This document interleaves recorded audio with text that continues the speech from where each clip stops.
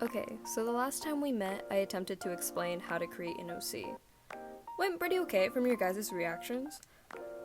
Thank you for that, by the way. I really appreciate any and all feedback you guys give to me. It's important for me to know what I do and don't do that you guys like and don't like, so I can keep providing content that's enjoyable. And thus, the segue to today's video. Dun, dun, dun, dun. The importance of an OC. Now, I don't think I've touched too much on the importance, or rather, the value of having an OC. Nope. Okay, cool. So I feel like I have a pretty good footing in this because I still have my first OC that I made in the 5th grade, and she's still my favorite. Number 1. How do OCs come to be in the first place? This is a question that I've heard a lot growing up as an artist, and from what I can answer and from what I've heard other people answer, it goes one of two ways. Either I just decided to draw a girl with blue hair one day and she just sort of stuck around, or I thought it would be cool to make up a character I could relate to or make a story for. Now, I've been both, clearly. And yet, I feel most connected to the ones that were initially created to add to Benny's story. You know, like being a side character or kind of just a background character. But they ended up having so many of my personal aspects that they just became so much more than I ever could have imagined. This is most prominent with Benny's family, like her sister and her brother. Number 2. What do you do with an OC? Easiest answer I can give is anything you want.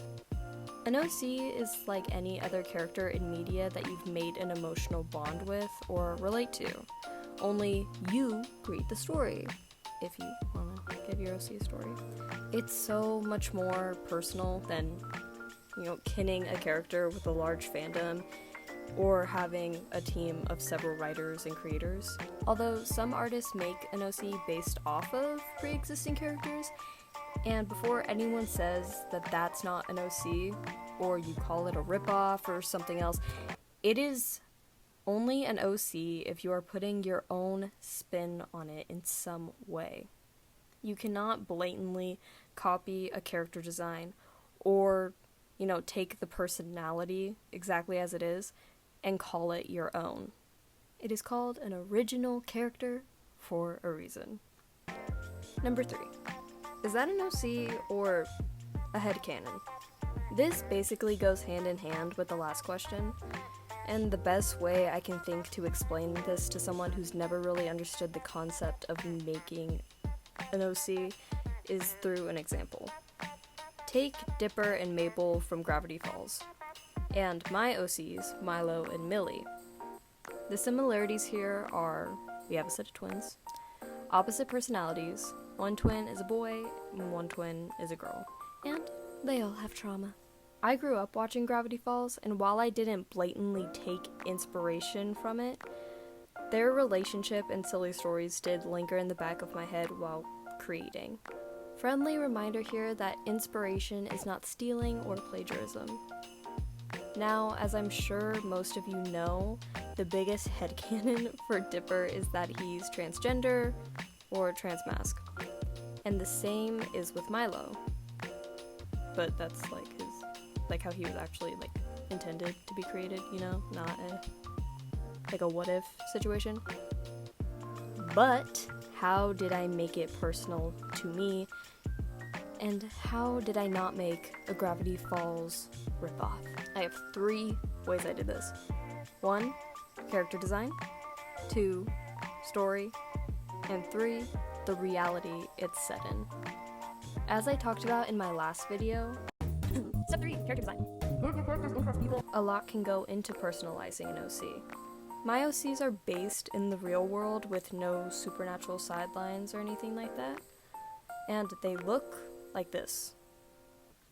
For as much as I dread character designing, I'm very particular about it, and there's reasoning behind every detail, from their hair to their outfits and accessories. Now, as for OCs based in a pre-existing world with the fandom, I'm not too comfortable, talking about that because I've never really done that. I see a lot of drama when it comes to that happening, actually, and more often than not, it's in anime fandoms of some kind.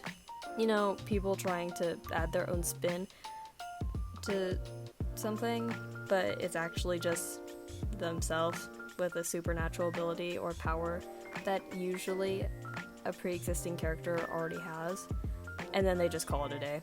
Like, there'll be no story or anything, it's just whatever, and it's fine to do that, you know, but calling it your own, like saying that you have ownership over everything that's happened, that's all completely original thoughts, is not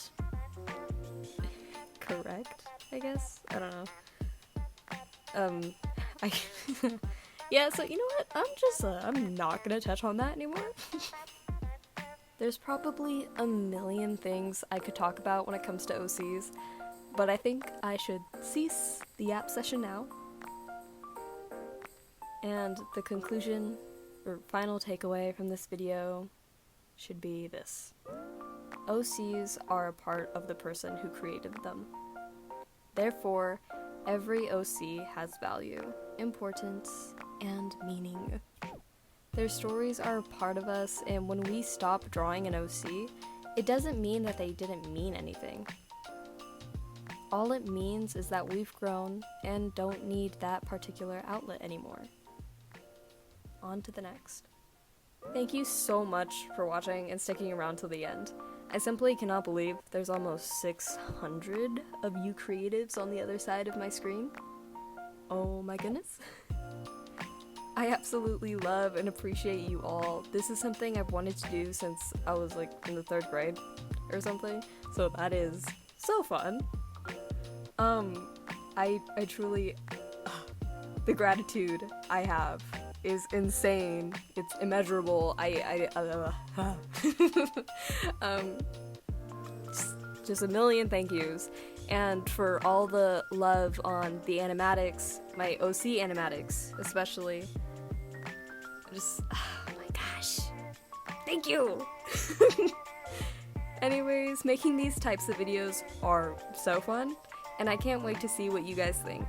Leave any video requests or ideas in the comments below, and I'll be sure to check them out. See you next time.